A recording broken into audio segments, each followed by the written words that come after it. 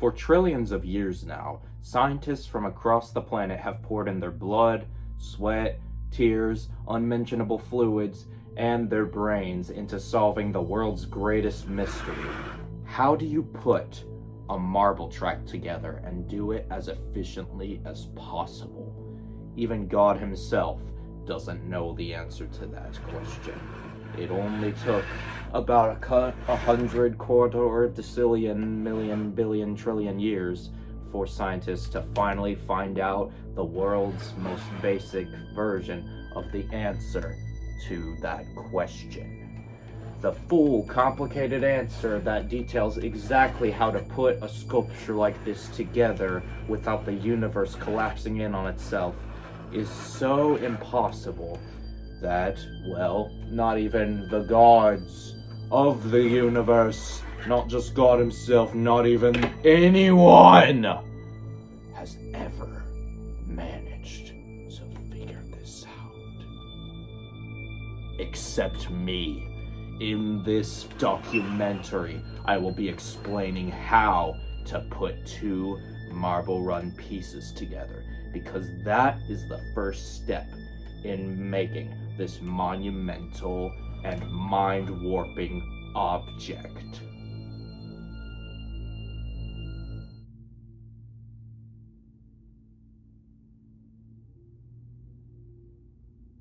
Before I show you how to make something as unimaginably unspeakable as this right here, I need to demonstrate how it works.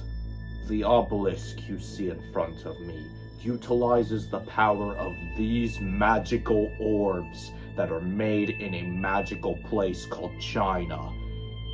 As they transcend and descend through the obstacles, they will make it all the way down into this universal containment container.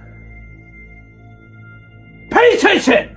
What you're about to see is going to blow your minds. Not just your minds, but potentially the entire world if you don't pay attention enough, and if you are not prepared enough for what you're about to witness, you may never be able to think again. Oops, I dropped it. We're gonna have to try that again. Sorry, I just have to make sure that it doesn't slip out of my... You really tested my patience here. We're going to finally... Aha! Got it in there. Okay. Now pay attention. Or if you lose your attention for even a split second, you may collapse and die.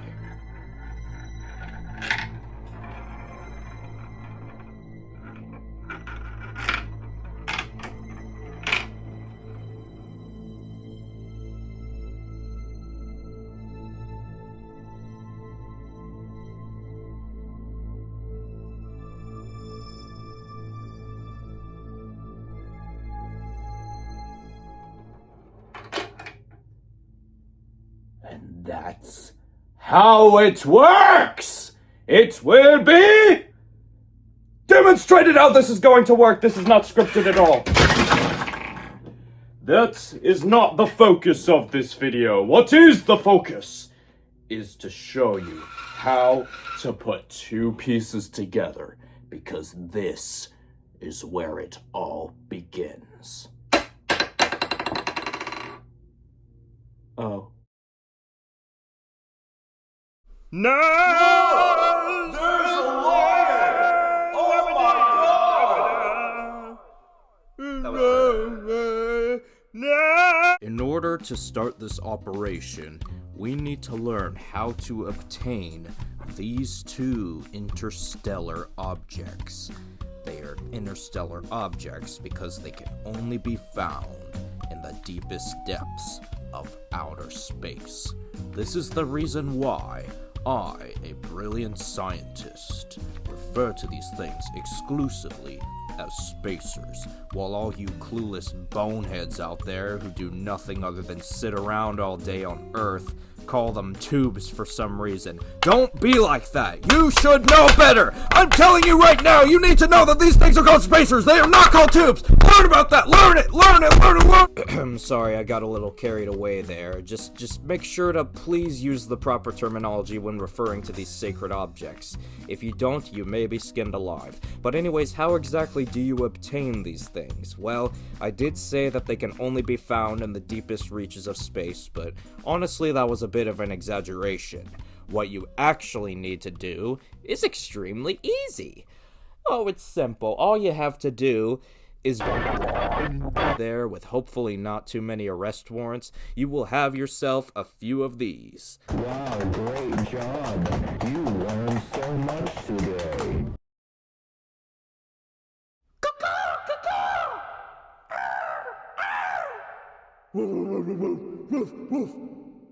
Meow.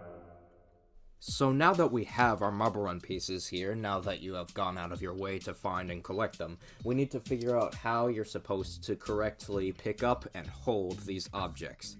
Failure to do it correctly can result in the following side effects: nausea, depression, itchiness, choking, loneliness, ugliness, vomiting, amnesia, alopecia, allergic reactions, PTSD, intoxication, chickenpox, hepatitis, homelessness, cooties, hallucinations, blindness, hypochondria, excessive body hair growth, explosive diarrhea, epileptic seizures, corpse-like odor, unremovable tumors, colorful infections, large leaking cysts, paranoid delusions, scoliosis, osteoporosis, COVID-19, frostbite, gambling addiction, financial instability, blood clots, ligma, acid reflux, uncontrollable regurgitation, eosinophilic esophagitis, brain aneurysms, wobbly teeth, HIV, heartworms, broken bones, huge infected keloids, eternal virginity, athlete's foot, type 50 diabetes, childbirth, dementia, fire breath, excessive bone growth, internal bug infestations, mental breakdowns, erectile dysfunction, Ehlers-Danlos syndrome, temper tantrums, pyromania, sleep paralysis, rabies, the cheese touch, polydactyly, demonic possession, facial warping and mutations, external mucus, butthole prolapses, droopy excess skin, parasitic infections, gender dysphoria, terminal lucidity, decade-long comas, severe cavities,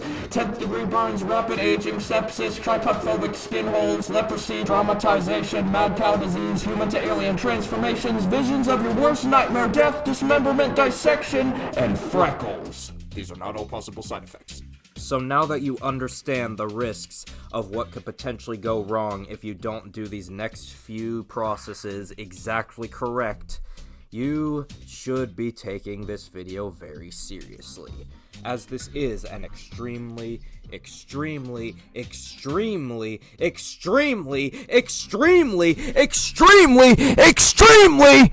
serious video. So, back to the subject of picking up and holding these objects. How do we do that? In order to understand how to do these things efficiently and without having any chance of experiencing the numerous possible side effects of screwing up, we are going to have to examine the two fingers on each hand that you will be using to pick up each object: your thumb and your index finger. First of all, the first digit that will be touching the spacer here is your thumb, the most important finger on your hand. So, we need to analyze the terminology and definition of the thumb in order to understand its importance in picking these two pieces up.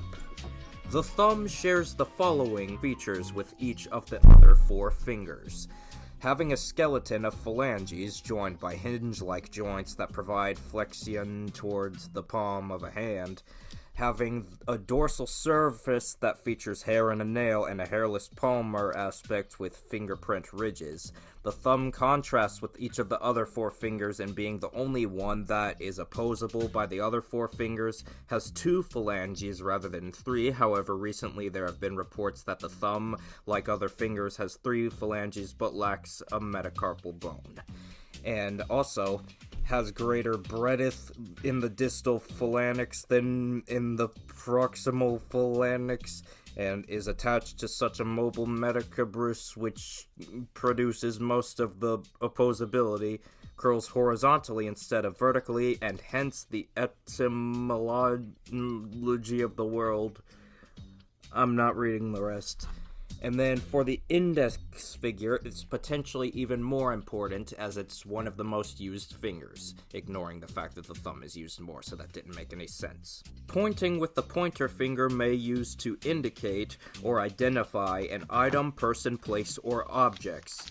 Like, for example, this object or that object. This is very important. This has everything to do with putting marble run pieces together. Around age 1, babies begin pointing to communicate relatively complex thoughts, including interest, desire, and information. Pointing in human babies can demonstrate the theory of mind or ability to understand what other people are thinking.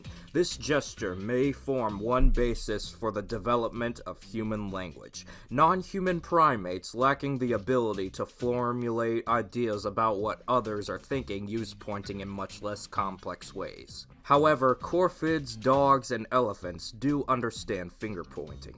In some cultures, including Southeast Asia, pointing using the index finger is considered rude, hence the thumb is used instead. But anyways, now that you know all that information, we can now begin to understand how to move these objects with our fingers without ending up with any of the catastrophic side effects. Much like a predatory animal closing in on its prey, you need to close in on these spacers so they won't get agitated and attack you. You must very carefully make sure that all of your fingers are at even distance on both sides, sort of like your left hand mirrors your right hand, or vice versa. And as we slowly inch, you must quickly surprise the spacers before they can escape by first quickly clawing them together like this, and holding on tight to make sure that they don't try to get away like the left one is trying to right now, but I'm stronger than it. And now we can finally get ready for the next step, which is actually putting the pieces together. Let's begin.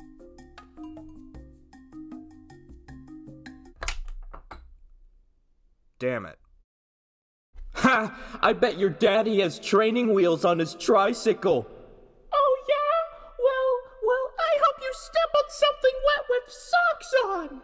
No! What exactly do you do to make these magically connect to each other and forever be bonded? Well, first we need to figure out which side is the top and which side is the bottom.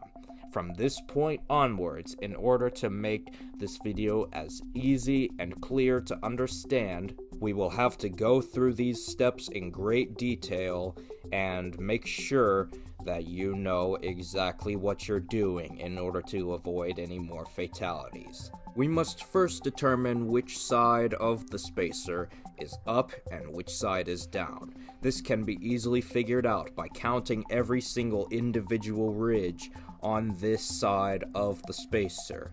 1, 2, 3, 4, 5, 6, 8, 9, 10, 11, 12, 13, 14, 15, 16, 17, 18, 19, 20, 21, 22, 23, 24, 25, 26, 27, 28, 29, 30, 31, 32, 33, 34, 35, 36, 37, 38, 39, 40, 41, 42, 43, 44, 45, 46, 48, 49, 50, 51, 52, 53, 54, 55, 56, 57, 58, 59, 61, 63, 65, 68, 69.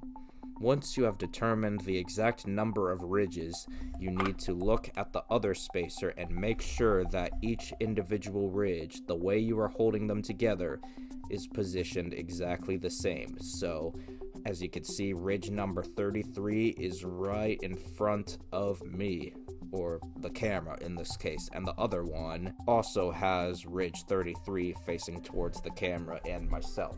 Once you have confirmed that both sides are perfectly equal, we can now move on to examining the bottom sides of the pieces. Now, it may look like this side of each spacer doesn't seem to have any ridges on the sides, but actually they have an infinite amount of ridges. But that makes the ridges impossible to see, so they look like perfect circles. When you think about it, every object in the universe is made with corners, edges, and polygons. There is no true such thing as a circle. There's only octagons with many, many, many more sides. Now, why does this matter if you're putting Marble Run pieces together?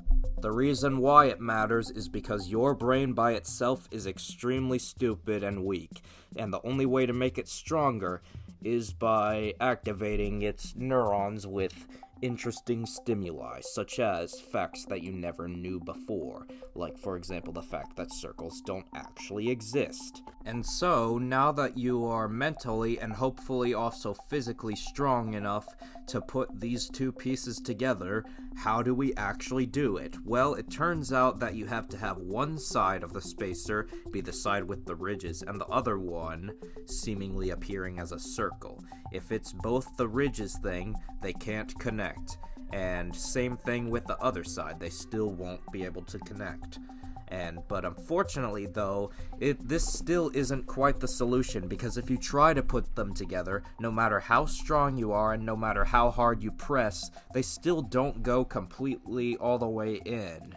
It seems like there's an insane illusion here where the crack in the middle appears to spell the letter V, which basically stands for what I am. How do we potentially fix this and actually connect the darn pieces together? Well, it's very simple. All we have to do is summon the gods. Now, in order to do this, we're going to have to go through a very important book which I recently discovered in my backyard underneath a mysterious fountain in the corner of my backyard. There was this book right here, covered in leaves and rust. Actually, no, it wasn't that dirty, but it seems to be from centuries ago, and it was written by potentially 5 all-powerful beings: Dillavau, Howard, Roberts, Robert, and Corley. I have no idea how these people know what they know, but they have discovered the key to putting 2 Marble Run pieces together, and they have created a book about it. Well, I just talked about the book. I found it in my backyard. But thanks to me reading that entire book, I now have the same knowledge they do. And you are going to have the knowledge as well once I read you this very insane, unbelievable, unimaginable, unspeakable, unthinkable, incomprehensible, wait, I think it's incomprehensible, book that is going to blow your minds. This is some insanely exciting and earth-shattering stuff right here. In order to put 2 Marble Run pieces together, you have to understand the most important thing in life: business law. So what is business law? Well, it's a series of laws of physics that are required to be understood in order to be able to scientifically have the knowledge to put these 2 pieces together. But for clarification, this is not Newton's laws of physics. That guy was a total fraud. He thinks that objects at rest stay at rest, but if that were true, then people would never wake up after they fall asleep. So like, come on, how do people even believe that crap? But anyways, these people are not Newtons at all. But anyways, that doesn't mean they're not smart. What exactly is business law? Well, basically, it's laws of physics that were previously thought to be none of people's business, which is why it's been ignored for trillions of centuries until these 5 brave souls decided to dive deep into information that no man has ever looked at before. And we now have all that information right here in this exciting and fascinating book. This is all the knowledge you need in order to put 2 Marble Run pieces together. And we're going to read through it right now. Get excited! It's gonna be so exciting and fun! Get ready, guys! Here we go! Yes, it's time for the most exciting part, reading the principles of business law. Here we go!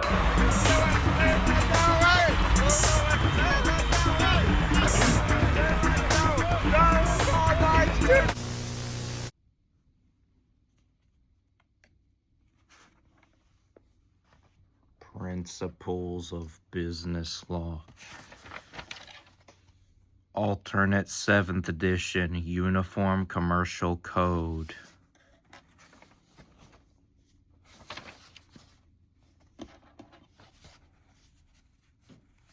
Preface. In preparing the manuscript for the alternate 7th edition Uniform Commercial Code, the authors have been especially mindful of two factors, first, current thinking as to content which should be included in a course or courses in business law, and second, the needs of students in those states which have adopted the Uniform Commercial Code. There are many teachers of business law who feel that room must be made in the basic business law course for an understanding of the social significance of law and the part it has played in the development of our economic life. To assist the student in appreciating the value and use of our basic rules of law in our complex society, and to assist them in understanding their application to particular legal fields such as contracts, negotiable instruments, and business associations. The introductory chapter of law, basic legal concepts of property, law as ordered society, the evolution of business and the emergence of the free enterprise system, the governmental limitations on free enterprise, bigness in business, labor and government, and automation. The role of the businessman in modern society is becoming more and more significant. In order to understand more readily the rules of law that create the legal tools, contracts, and other legal instruments, material included in the introduction outlines the social, economic, and political history out of which such tools evolved. A presentation of the present political, societal, and economic climate within which business is conducted is also included. There are many teachers who still believe that the traditional approach to business law is sound. The teacher in his personal presentation considers, as texts and cases are presented, the purpose of law in our complex society and its function in resolving business and social conflicts. It has been the intent of the authors to so organize this text that the instructor may select the approach he desires to follow. By inclusion or deletion of particular portions of the material, he may use whatever approach he feels best fits the needs of his particular students. Two additional aspects of the test should be noted. First, at several points in the book 2 on contracts, moral and ethical issues are pointed up, providing the teacher who desires to do so an opportunity to emphasize ethical considerations in the area of business. Second, although the court decision to each of a number of the case problems found at the end of each chapter has been indicated, the student is asked to discuss each chapter, soundness of the decision. Opportunity is thus afforded to discuss a decision from the viewpoint of accepted principles of law, morals, and decision from the viewpoint of accepted and ethics, and from that its impact on our industrial society.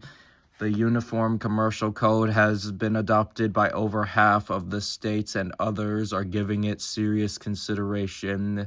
See the list immediately following this preface. The text includes a discussion of all of the pertinent provisions of the code and contains selected cases decided to date, which interpret the code or explain its principles.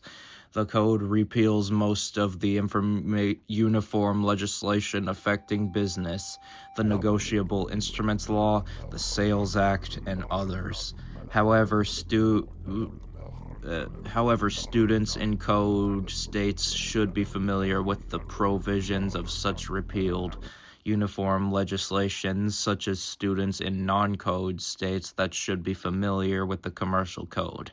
For these reasons, this text includes discussions of both the Uniform Acts and the Uniform Commercial Code, with the primary emphasis on the code, especially where it has modified the existing law.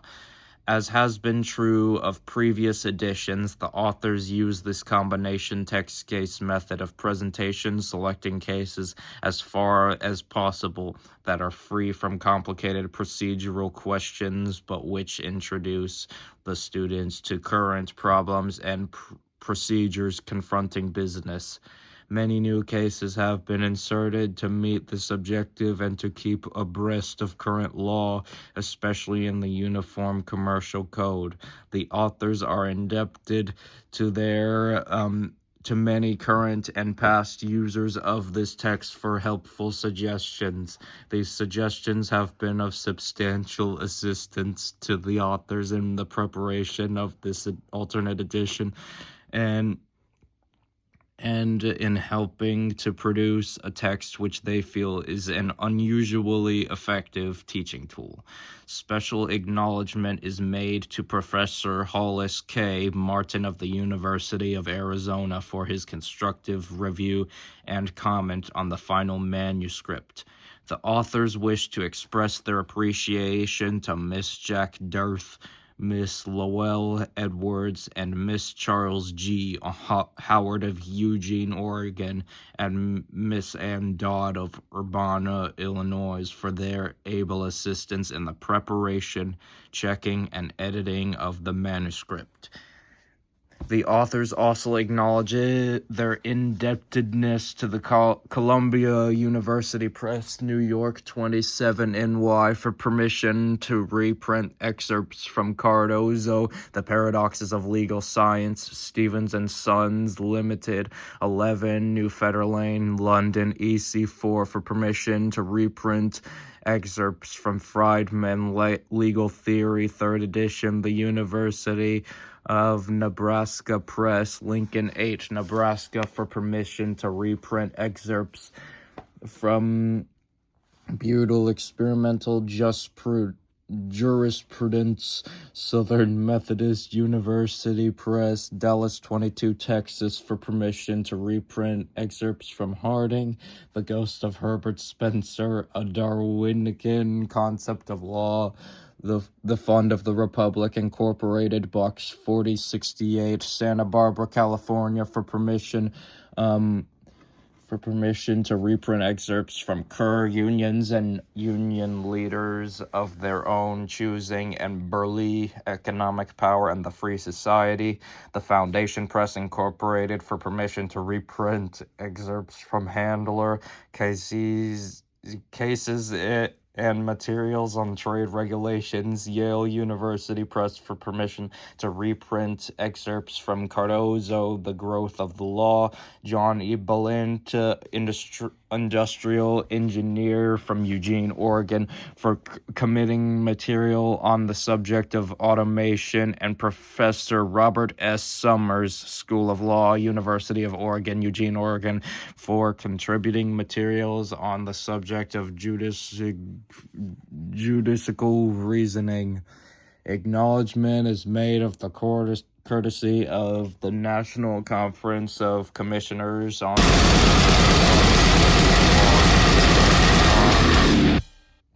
Institute in granting us permission to reproduce this part, the copyrighted official comments to the code. The following is a list of states which have adopted the Uniform Commercial Code: Alaska, Arkansas, California, Connecticut, Georgia, Illinois, Indiana, Kentucky, Maine, Maryland, Massachusetts, Michigan, Missouri, Montana, Nebraska, New Hampshire, New Jersey, New Mexico, New York, Ohio, Oklahoma, Oregon, Pennsylvania, Rhode Island, Tennessee, West Virginia, Wisconsin, Wyoming.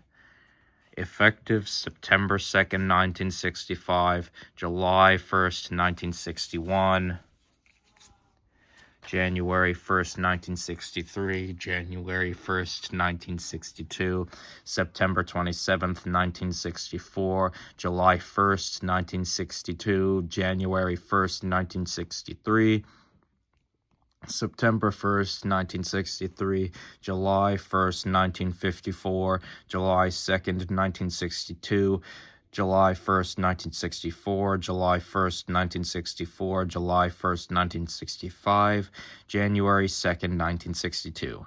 The Uniform Commercial Code was presented to the legislators in 4 states, Hawaii, Minnesota, Texas, and Washington State, but it was not adopted in these states.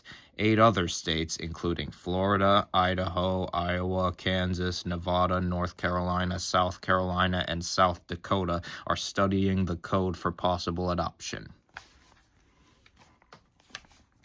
Chapter 1, Business and its Relation to Society and the Law.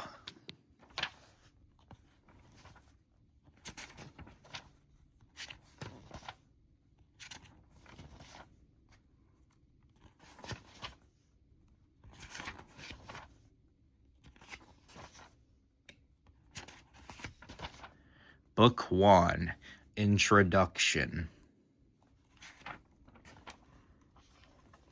Business and its relation to society and the law. Number 1, Part 1.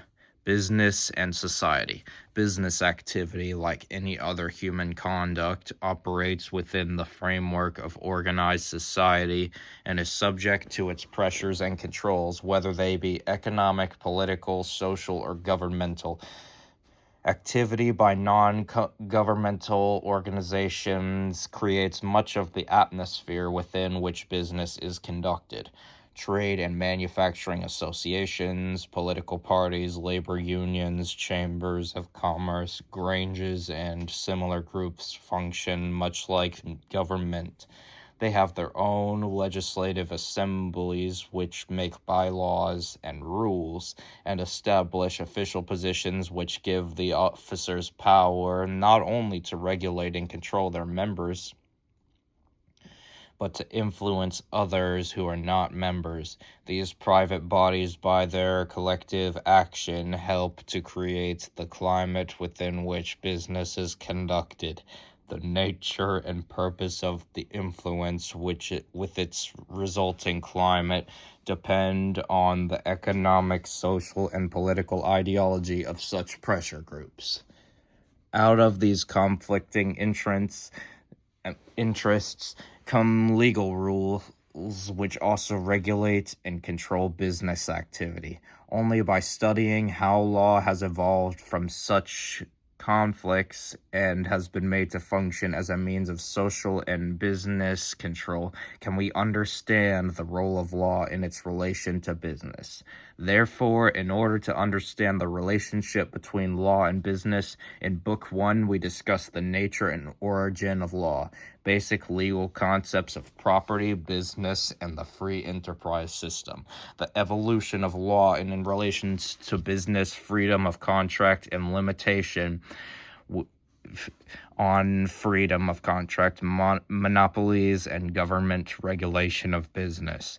With this background, the application of particular rules of law to particular areas of business conduct is better understood, and such legal instruments are business contracts, negotiable instruments, and sales contracts have greater significance. The organization, purpose, and function of business associations, such as corporations and partnerships, are more apparent.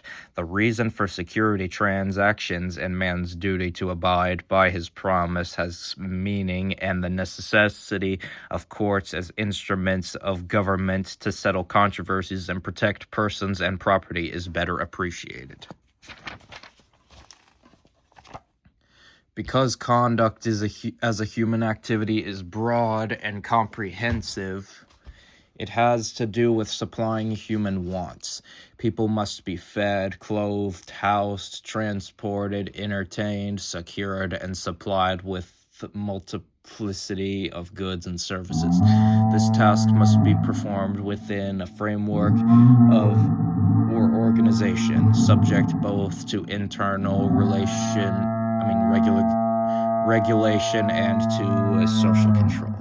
As distinct from other legal problems, business law problems are ever present, urgent, and vital.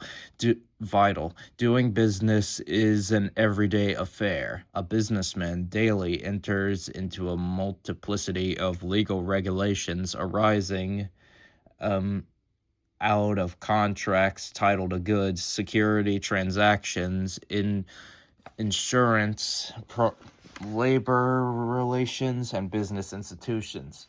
When a decision has to be made, the proper one is more likely to follow if the businessman has some great idea of the implications of the law applicable to the problem. Judgment resting on a previous study of law, its history, and its evolution is more likely to produce a correct decision than the one made without this background. Only in an ordered society can business function.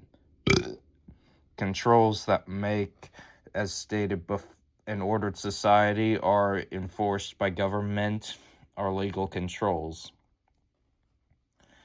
As stated above, there are many non-legal controls and sanctions arising out of organized group action, as well as ethical considerations that influence the climate within which all business operates.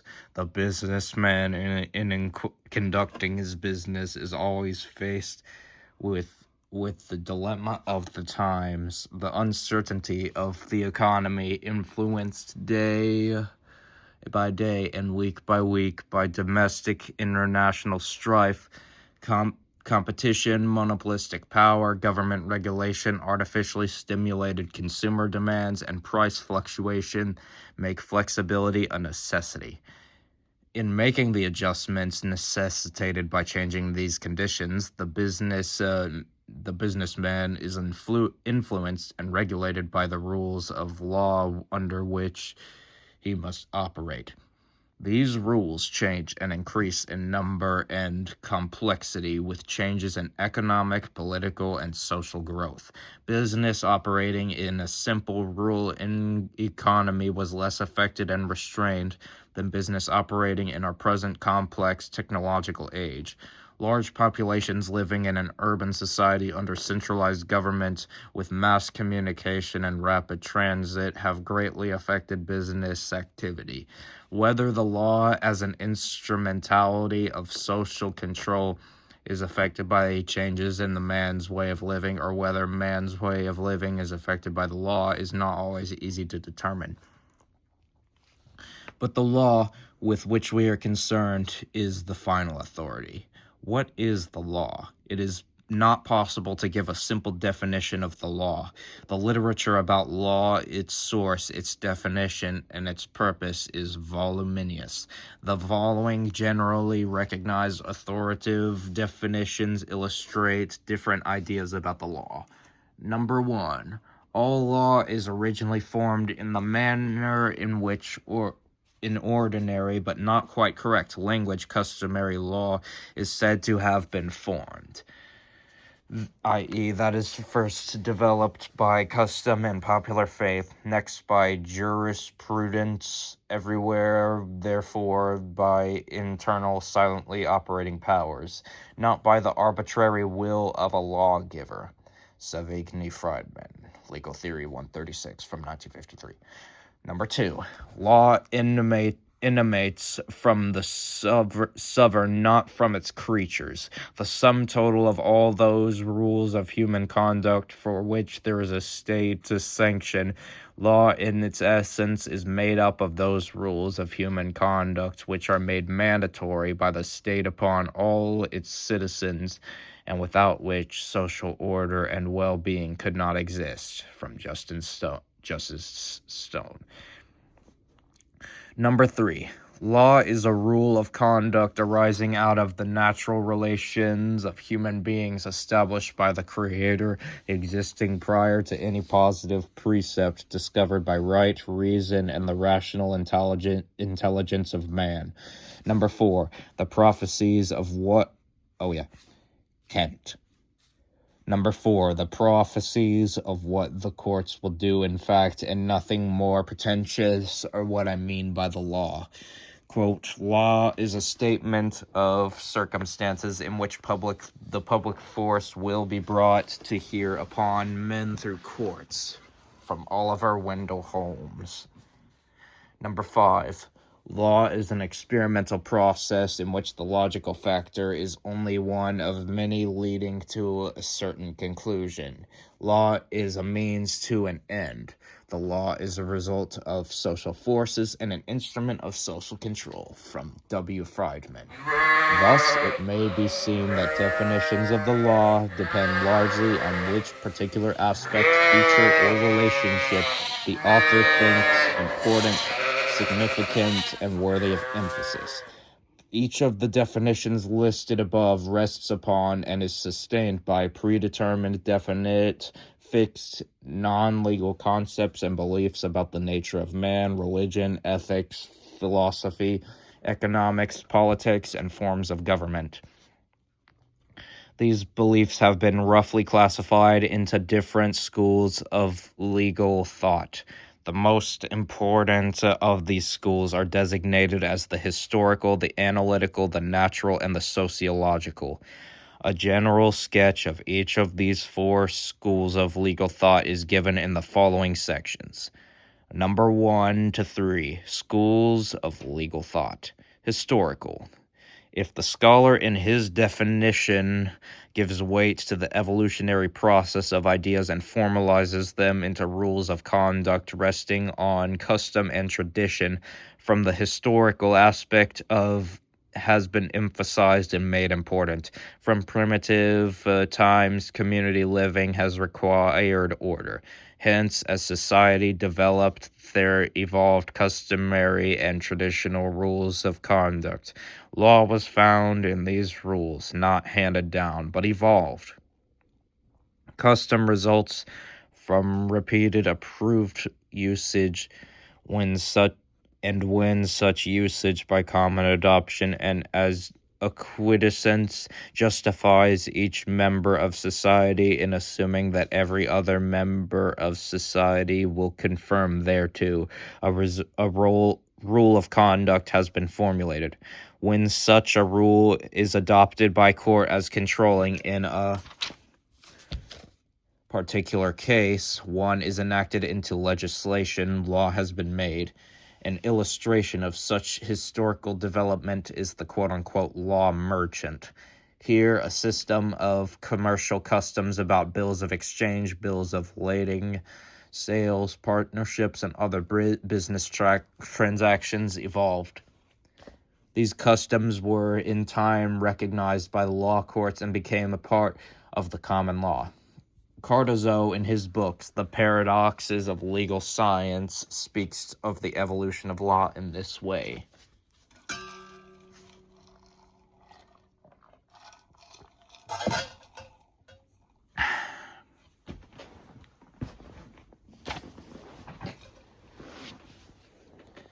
Law defines a relation not always varying between points, but often, indeed oftenest, between points of varying position, the acts and situations to be. There is need to import some of the same conception of relativity into our conception of the development of the law. Constancy consists in the new interval between them. I find an illustration of my thought in the development of the law governing ocean bills of lading. At first, a bill of lading imported the delivery of merchandise on board to a designated ship. The time came, however, with the upheavals of the Great War when the goings and comings of ships were to uncertain to be known or stated in advance. Goods were left at the dock, and all that the steamship company would undertake was to send them forward when it could.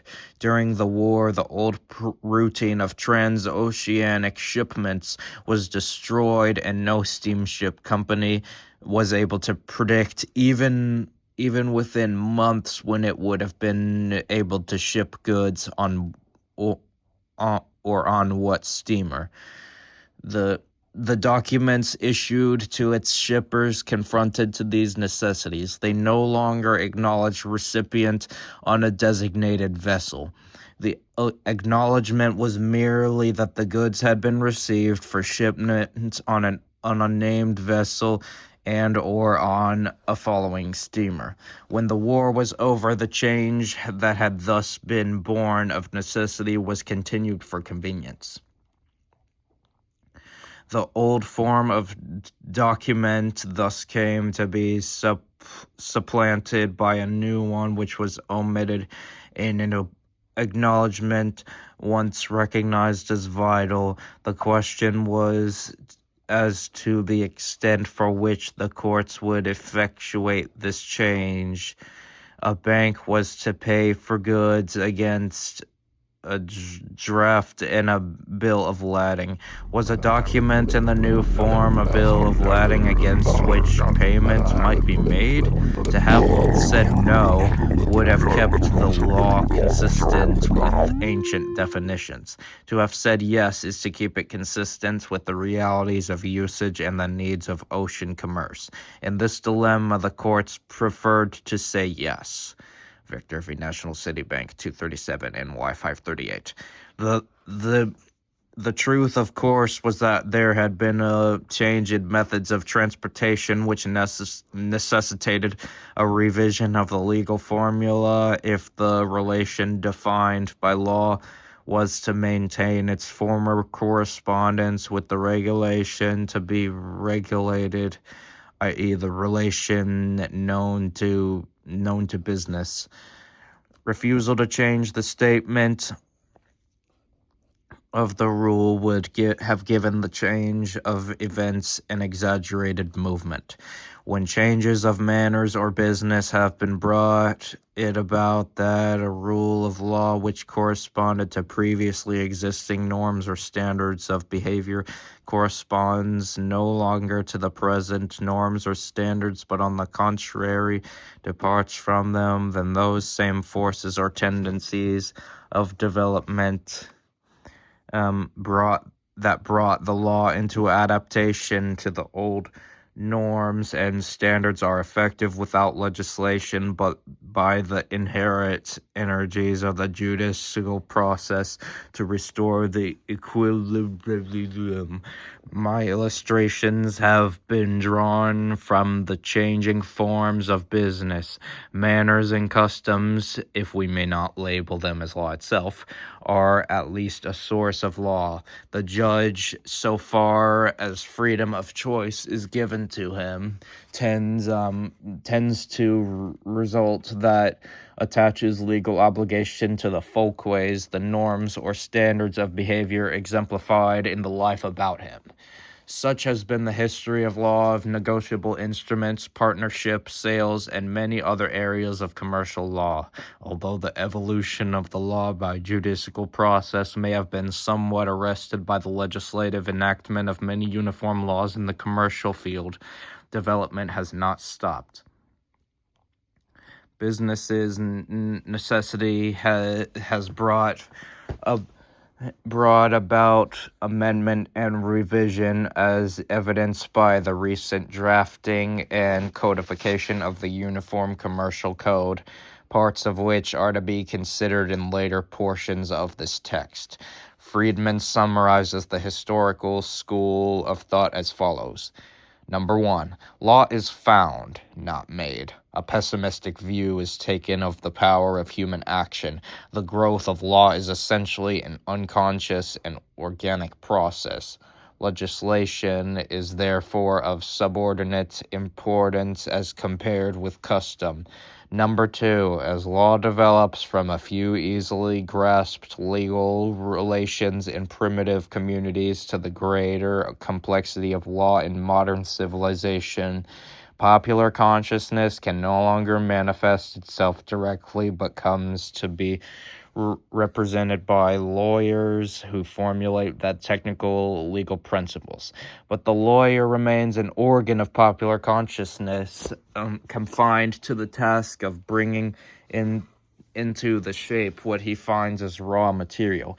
Legislation follows as the last stage. The lawyer is therefore a relatively more important law-making agency than the legislators.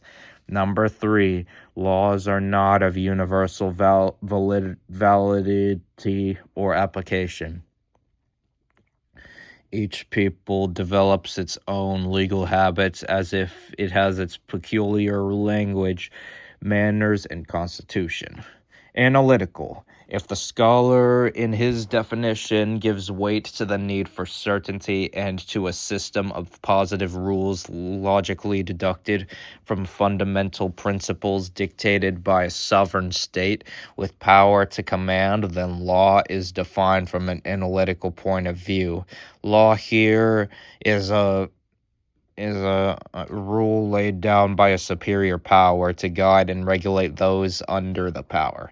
Under this concept, ideals of justice and morals are not of paramount importance. The state as the lawgiver hands down the law and as sovereign is bound by no overriding superior divine law or principle. Thus, law is a system of principles or rules in the nature of commands. Such commands may be orders of a monarch or of a totalitarian authority, or they may be legislative enactments, administrative orders, or judicial pronouncement of a democratic state. This legal theory presupposes a highly organized government limited to the particular purpose of keeping order. Under this philosophy, business activity in the United States had been considered latitude.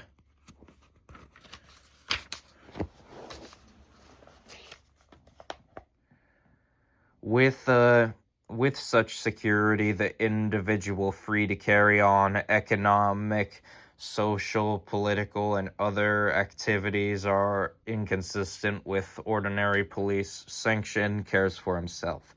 Providing for public welfare and controlling business are considered outside the province of government. During the 19th century, this concept, aided by natural law ideas, gave free rein to individualism in business and economy, thus undergirding and stimulating free enterprise. Such terms as liberty of contract, free competition, individualism, and absence of government control conveyed ideas, defined activities, and expressed policies entitled to protection under the Constitution of the United States. Neutral law. If the author in his definition gives significance to the idea that man by nature seeks an ideal of absolute right and justice as a higher law by which to measure all other rules of conduct,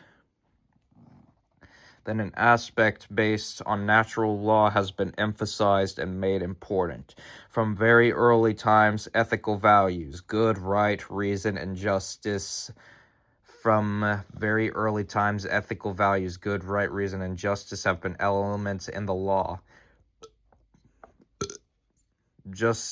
Justinian in the Roman institutes in right and wrong a standard of conduct, namely to live honestly, to hurt nobody, and give everyone his due.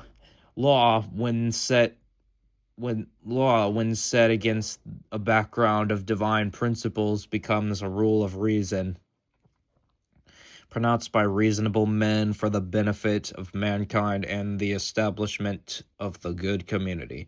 Man as a reasonable being is able to distinguish between good and evil. Above him there exists law resting on reason and divine authority, which validates man-made law.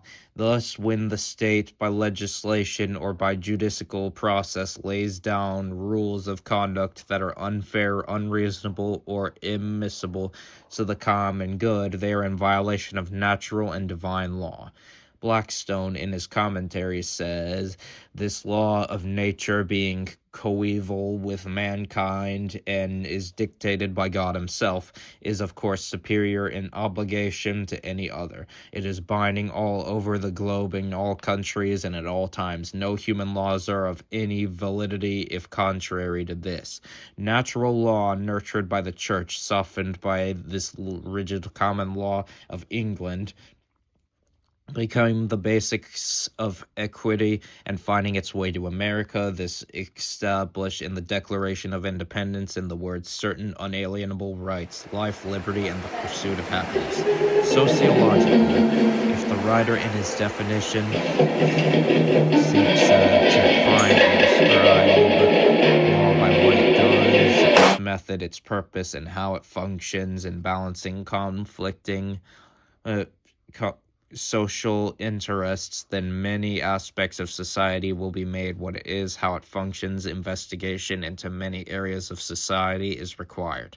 The lawmakers, legislators, and judges in making laws are necessarily influenced by the previous predilections, economic theories, political bias, and such social considerations are significant at the time.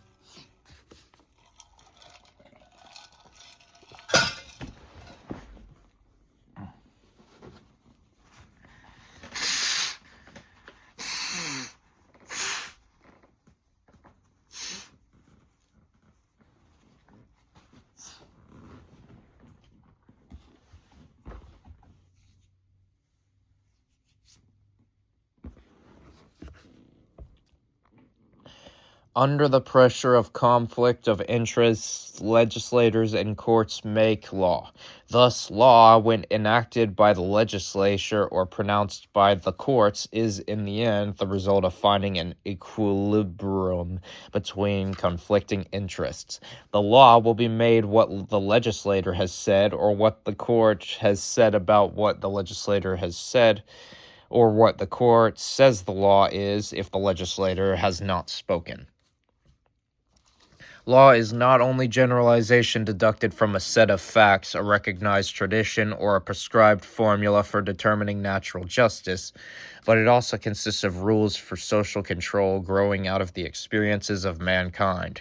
Current social mores, political ideologies, international situations and conditions, and present economic and business interests are all elements to be investigated and evaluated in making the law and are determining how it operates. In order to find and define the law, facts must be ascertained by an ordered or scientific method. It is advocated that by this method, law may be determined, simplified, and better adapted to social needs. Such techniques will permit a determination of what motivates legislators in making legislation and judges in deciding cases. Such emphasis leads to a consideration of statistical studies as to how and what law regulates, what should be regulated and why, and what new rules are required. By such studies, the strength, the extent, and the importance of different conflicting interests can be measured, and from such data, appropriate laws for adjusting conflicts of interest can be formulated. The conflicting interests have been described as follows. The rich want to avoid taxes and obtain security by means of high unearned incomes and the ability to bequeath their advantages to their children. The poor want the security in the form of pensions, unearned incomes, and confiscation of wealth in order to give their own children equality and opportunity. Other conflicting interests may be enumerated. Isolationists want tariff protection and Fortress America. Internationalists demand free trade and world order. Private power adherents vie with public power advocates, management, and automation are set against labor. Big businesses, conflicts with big government and overproduction, and the affluent society conflict with old established economic principles. In modern society, juvenile delinquency, divorce, marketing, criminal law, housing, and public health all seek for attention. It is believed that these concerns and pressures can be measured in terms of numbers, volume, and power, that the lawmakers can settle them by fitting and appropriate rules ascertained by scientific investigation in what is required to adjust the conflicts. It is alleged that lawyers are still relying upon ancient theories, institutions, and dogmas about the nature of man, fermented by clerics and philosophers in that simple state of society, just in that, and antedating the emergence of the scientific method.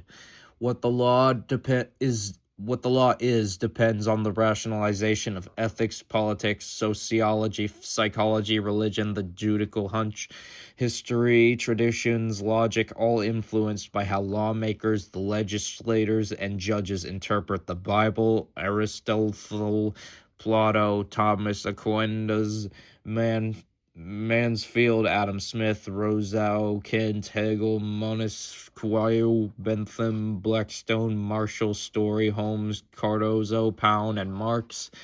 In the light of the scientific method and what it has to offer for the future, there is need to re-examine the basic postulates of social control and the legal system. Under an extended sociological and experimental theory, it is suggested that law as a means of social control can be determined and implemented by scientific and statistical studies into areas of human activity.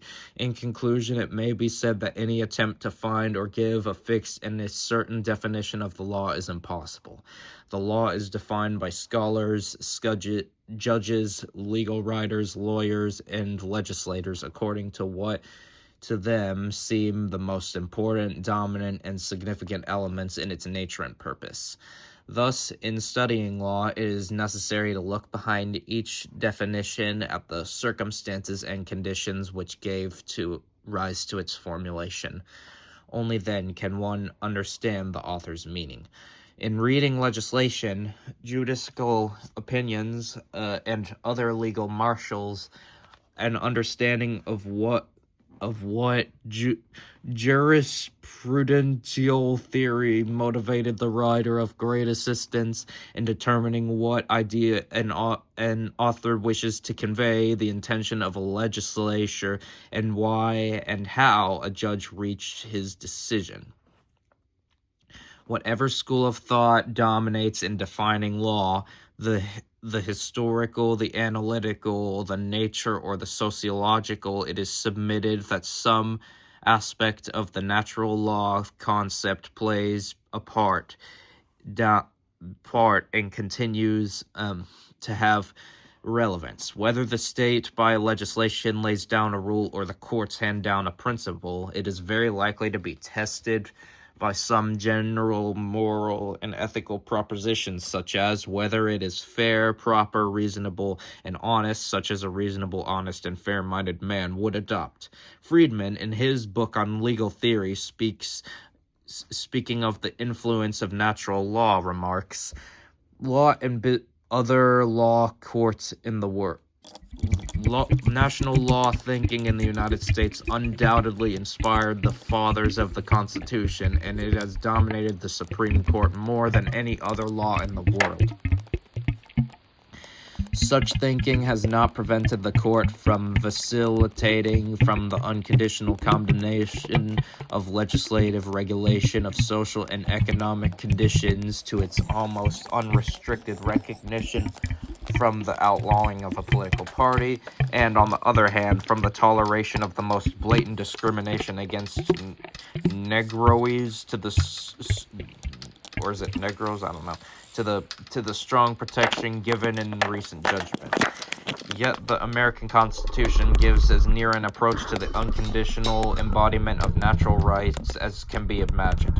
Law and business ethics. Since natural law plays an important part in our law, the issues of whether all that is legal must be moral, or the converse merited discussion. If an act is legal, is it ipso facto moral? If an act is immoral, is it ipso facto illegal? These questions have more than one answer. Laws are, of course, not the only rules of conduct which govern man's actions. People conform it also to fashions, to manners, to customs, to conventional standards, to precepts of morality. Though through group pressures, people are subject to all kinds of economic ideologies and political theories. These ideologies and theories may express both moral principles and rules of law. Some may be moral rules outside of and unconcerned with rules of law, and some moral rules may be partially within and partially outside of rules of law. For example, the moral principle, "Thou shalt not steal," is not only a moral rule but a legal rule. Stealing is a crime which, depending on the value of the property stolen, may be either grand or petty larceny. Such conduct as gossiping, indolence, and intemperance may be mortal but not necessarily illegal. However, if by gossip slanderous statements are made which injure another, then gossiping becomes illegal. Whether illegal conduct is moral or moral conduct is illegal becomes a closed question. What conduct is considered legal and moral or illegal and immoral changes from time to time. Formerly, the ownership of slaves and the employment of child labor were regarded by many as neither immoral nor illegal. However, as such conduct took on strong moral implications and met with public disapproval, it likewise became illegal. Segregation and the sale of fireworks offer striking examples of what formerly were considered both moral and legal but are now illegal, although by many not considered immoral. Gambling is by some considered immoral, yet some aspects of gambling are not illegal, though other aspects may be both immoral and illegal. Standards of morality vary from place to place and from time to time.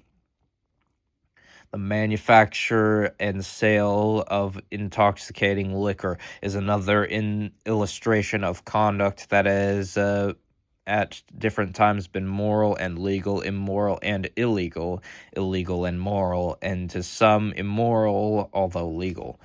Although illustration of how changing moral standards affect legal standards is found in the law of the sale of goods. In early, less complex society, trading and sales transactions were face-to-face affairs. The seller and buyer, standing before each owner with equal bargaining capacity, dickered over the specific article before them. The detail was a duel a duel of cleverness and wits. Equality of bargaining power was always assumed, leaving room for much talk. Out of this dealer's talk developed the legal doctrine of caveat emptor, let the buyer beware. Extravagant statements, overreaching and pulling a fast deal, as in a horse trade, were considered accomplishments rather than vices. The range of what was considered fair play was wide, and as between equally clever parties, fraud and deceit were hard to uncover. In today's complex technological and machine age, with its great productive capacity accompanied by mass marketing and distributing systems, the uninformed buyer-consumer does not stand in an equal bargaining position with trained sellers and producers. Many buyers today, even upon inspection of the desired article, understand little of the quality, character, construction, and operational capacity of complicated merchandise such as refrigerator, washing machines, television and radio sets, and automobiles. or the content and quality of drugs, cosmetics, and other synthetic materials. By the very nature of the case, equal bargaining power is impossible. Therefore, purchase order forms and printed warranties hidden in fine print in standardized sale contracts take on moral consideration. The regular seller of merchandise, by implication, warrants the merchantability and general fitness of the article sold. Automobile manufacturers and dealers have sought to eliminate this liability by substituting in the contract of a sale a warranty which is less effective in protecting the buyer. In discussing this narrow warranty, Judge Francis in Henningsen versus Bloomfield Motor Incorporated states, the terms of the warranty are a sad commentary upon automobile manufacturers' marketing practices. Warranties developed in the law in the interest and to protect the ordinary consumer who cannot be expected to have the knowledge or capacity or even the opportunity to make adequate inspection of mechanical instrumentalities like automobiles and to decide for himself whether they are reasonably fit for the design purpose, but the ingenuity of the Automobile Manufacturers Association, by means of its standardized forms, has metaphored the warranty into a device to limit the maker's liability.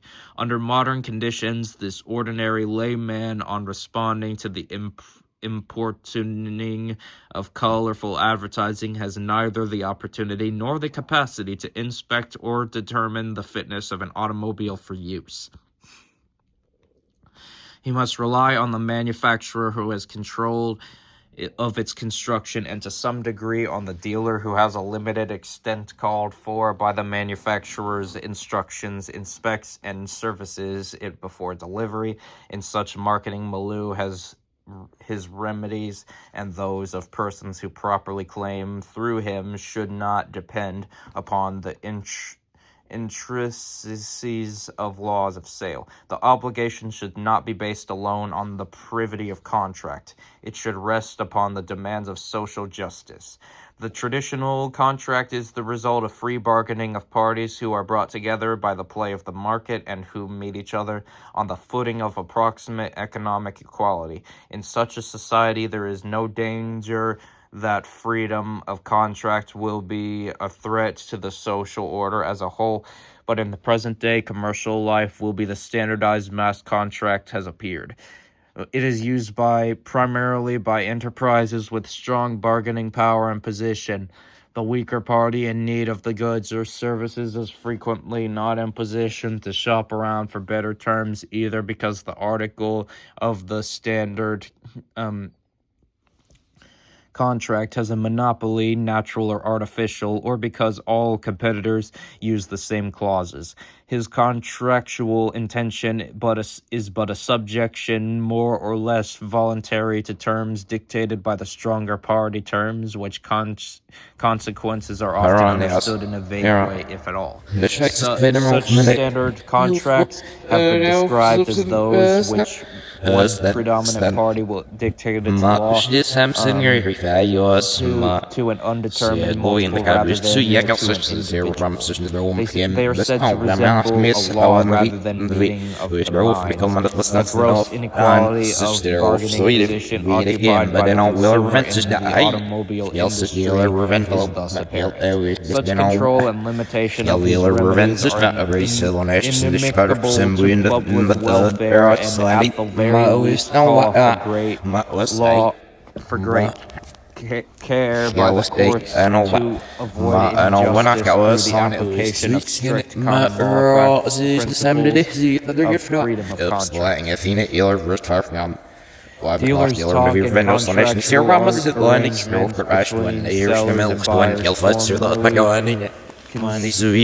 considered immoral and legal may now be considered deceitful, fraudulent, overreaching, immoral, and illegal. Consumers are no longer equal with sellers or vulnerable to all types Zwischen dat begeld wordt nog maar zo. merchandising Ja, practice, er is price nog fucking allemaal manipulation, en dat false sticht advertising, eerst dit dan nu iets met een worf met zeer wat met nee en steer daarvoor dus op wie zoveel schaars ik ver van aan weg wie in de schemer van mij wat weet aan nu zie dat maakt zo wel stel en jou is zie dat maakt gewoon iets hier van en net gebieder.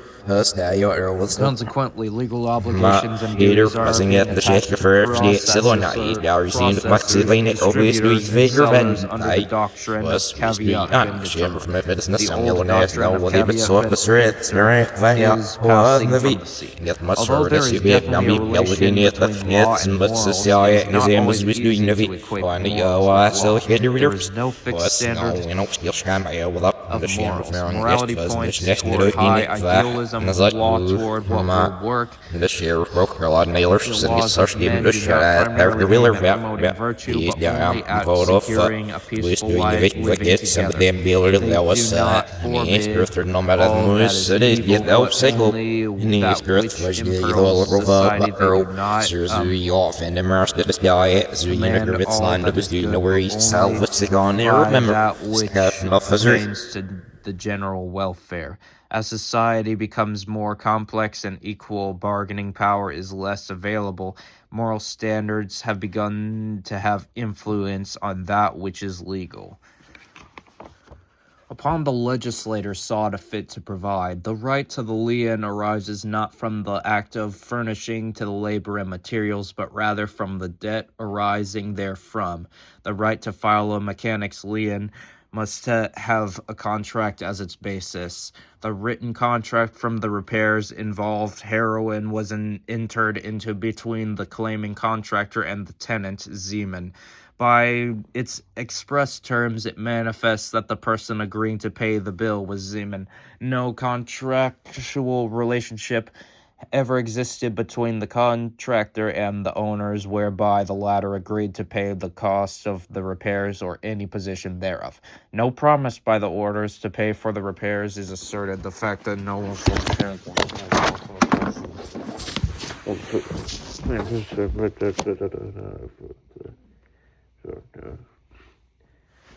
Hey, I think I might actually know enough to finally put two Marlboro pieces together. We did it, guys! Finally! Yes! Yes! Yes! Let's do it! Oh, say, can you see by the dawn's early light?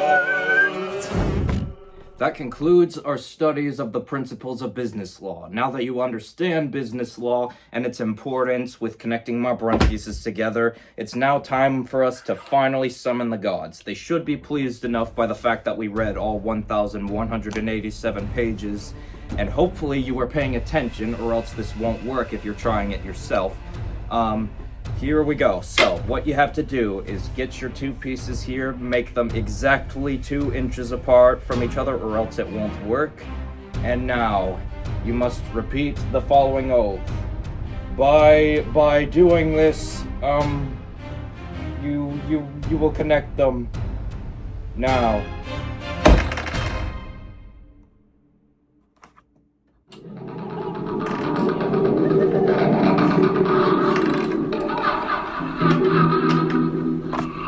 See, it works! Yes, yes, yes!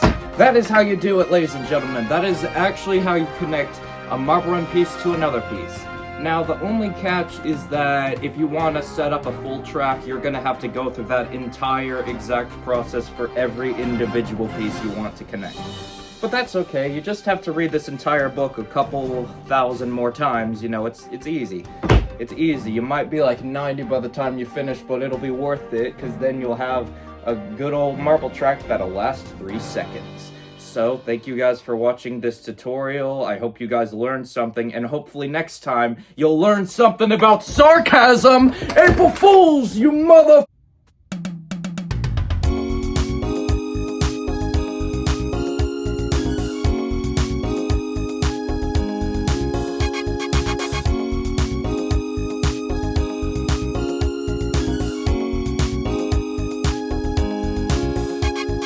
We're no strangers to love. No, I'm not gonna be singing the rest. I am so done. I've put way too much time out of my days and into getting this video done before April 1st. Like, this was way too much effort just for a joke video. Goodbye.